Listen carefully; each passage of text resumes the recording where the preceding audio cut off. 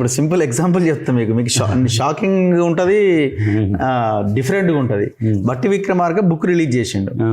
100% చెరువులు కబ్జా, 80% చెరువులు, 20% ఎంతెంత కబ్జా అయినాయి అన్నది.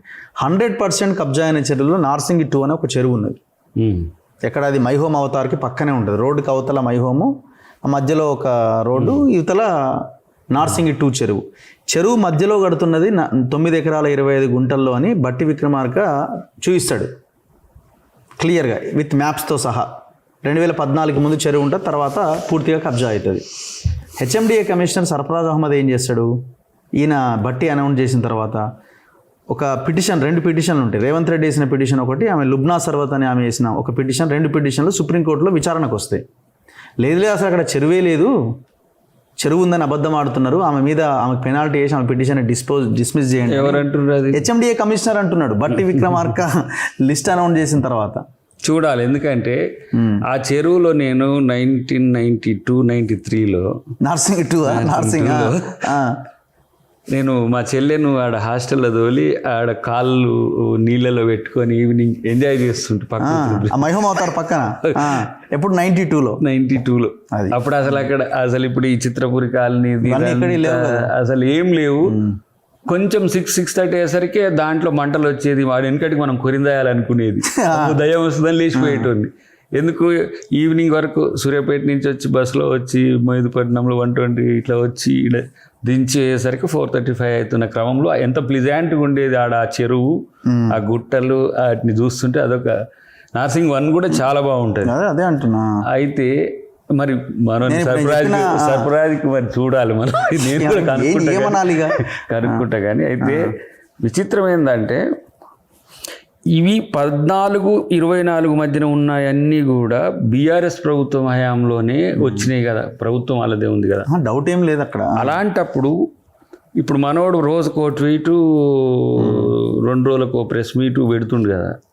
వీటి మీద పెట్టమని చెయ్యరంటున్నాను నేను.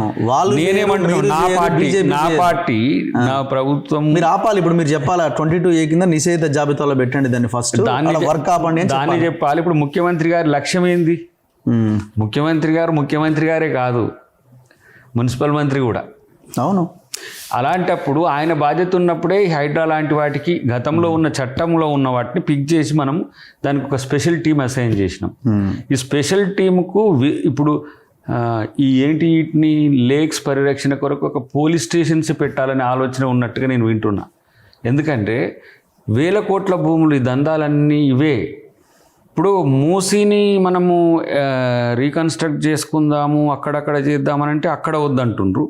చెరువుల దగ్గర బఫర్లు, ఎఫ్టీలు అంటే వద్దంటుండ్రు. ఇంకోటి ఏంటిది, మనం outer ring road, regional ring రోడ్ల మధ్యన ఎవరైతే ఈ చెరువులు కబ్జా చేసేటోళ్ళని ఆపడంలో దీంట్లో ఒక లక్ష్యం ఉంది. ఎందుకంటే ఇప్పుడు ఇక్కడ బ్రేక్ పడితే అక్కడ కబ్జాలు ఆగుతాయి. అక్కడ కబ్జాలు ఆగితే ఎవరికి మేలు జరిగితే ఊరికి మేలు జరుగుతుంది. ఇప్పుడు ఊర్లలో సిటీలు అవుతాయి కానీ చెరువు ఉండదు. అంటే కనీసం ఆక్సిజన్ జోన్సే ఉండవు కొన్ని సిటీలు. ఇప్పుడు నానక్రామ్ కూడా ఏముంది, నార్సింగిలో ఏముంది. ఒకరోజు మంచిర్యాల నార్సింగి అనేవి గండిపేట కంటే ముందు ఒక విహార క్షేత్రాలు అవి. కానీ ఈరోజు కాంక్రీట్ జంగిల్స్ అయినాయి కదా. వాళ్ళకి ఒక చెరువు కాదు కదా, ఒక గార్డెన్ కూడా లేదు. నేను ఇప్పుడు ఈ పుప్పాలగుడి నుంచి వస్తుంటే ఒకటి ట్రాక్ ఏంటిది, మన గండిపేట నుంచి మంచినీళ్ళు మేదుపట్నం తీసుకుపోయి ఒక కాలువ ఉంటుంది. దాని చుట్టూ అద్భుతమైన వనం ఉంటుండే. ఎక్కడ? పుప్పాలగూడ, దాని పక్కనే కదా. మైహోమ్ అవతార్కి ఫినిక్స్ కి మధ్యలో ఉన్న ఛానల్ అదే. దాన్ని లెవెల్ చేసి పడేసి ఛానల్ ఎంత మంచినీళ్ళు అది మళ్ళీ ఎంత ఎత్తుకుంటుండే తెలుసా. దానికి మనం బస్సులో పోయినా కార్లో పోయినా అంత పెద్ద ఆర్కిటెక్ట్, గ్రావిటీతో వెళ్తుందంట. గ్రావిటీతో వెళ్ళేది అంత మంచి ఆర్కిటెక్ట్ అది. వాళ్ళు పుప్పాలగూడ కానీ నార్సింగ్ కానీ అంత తర్వాత ఊర్లు ఏంటంటే మన మధ్యన ఒక దాన్ని తీసి చేదురు బాలతో నీళ్ళు తీసుకునేటోళ్ళు మంచి అంత గొప్పగా. మళ్ళీ చుట్టూ గ్రీనరీ మంచి పూలతో ఉంటుండే. ఇప్పుడు అది లేదు, కాంక్రీట్ జంగిల్ అయింది. మరి ఇవాళ దీన్ని ఎవరు కాపాడాలంటే లేదు.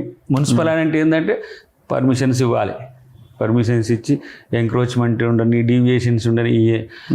రేపేమో ఇంటర్నేషనల్ సిటీ కావాలంటాం. ఇప్పుడు మూసీలో కూడా అన్ని రకాలు ఉన్నాయి, మీకు చాలాసార్లు చెప్పిన. ఇక్కడ నేను అనేది ఏంటంటే విపక్షము కొన్ని వాటి పట్ల సక్రమంగా, కొన్ని పట్ల ఏమంటారు వక్రమంగా స్పందిస్తున్నారు. కానీ మీరు అడగొచ్చు కదా, ప్రభుత్వం మీరు దీన్ని ఎట్లా చేస్తలేరు ఇట్లానే అనొచ్చు కదా. దేన్నైనా అంటున్నప్పుడు మేము దాన్ని సరి చేసుకుంటున్నాం. కానీ వాళ్ళు అదే వంకర బుద్ధితో ఉంటుండ్రు. ఇది సమస్య వస్తుంది ఇప్పుడు అల్లు అర్జున్ నేను దీనికి ఎందుకు లింక్ చేసిన అంటే అందరి ముందు చట్టం ఒకేలాగా పనిచేస్తుంది అన్నది నా పాయింట్. ఇగో ఎవరికి అనుకూలంగా ఉన్నది వాళ్ళు ప్రయోగించుకుంటున్నారు, వాళ్ళు మాట్లాడుతున్నారు, వాళ్ళకి ఇబ్బంది అవుతున్న దగ్గర సైడ్ అవుతున్నారు. ఇప్పుడు ఆర్థిక క్రమశిక్షణ వాళ్ళు చేసిన దుబారా చేయకుండా ఉండడం ఎలా అనేది మా ప్రభుత్వం యొక్క లక్ష్యం. లా అండ్ ఆర్డర్ విషయంలో వాళ్ళు చేసినట్టుగా మేము చేయకూడదు అని. ఇప్పుడు ఫర్ ఎగ్జాంపుల్ కొడంగల్లో జరిగిన సంఘటన, అంటే లంగచెర్లలో మీరు అధికారంలో ఉన్నప్పుడు మీరే ప్రజల్ని చంపుతారు, మళ్ళీ అది మీరు అధికారం లేకపోతే మీరు ఐఏఎస్ ఐపీఎస్లను చంపాలని చూస్తుండ్రు. అంటే ఈ క్రిమినాలిటీ అనేది ఎక్స్పోజ్ కావాల్సిన అవసరం ఉంది. ఇక్కడ మనిషి చచ్చిపోతే లేని దైన్య స్థితితో, లేకపోతే ఏమంటాము ఒక ప్రేమ ఉదయము అల్లు అర్జున్ అరెస్ట్ అయ్యేసరికి వచ్చి మాకు లేదు అల్లు అర్జున్ అంటే నేను చెప్పి కదా మా సీఎం గారికి స్వయంగా చుట్టమే అయినా కూడా తప్పలేదు.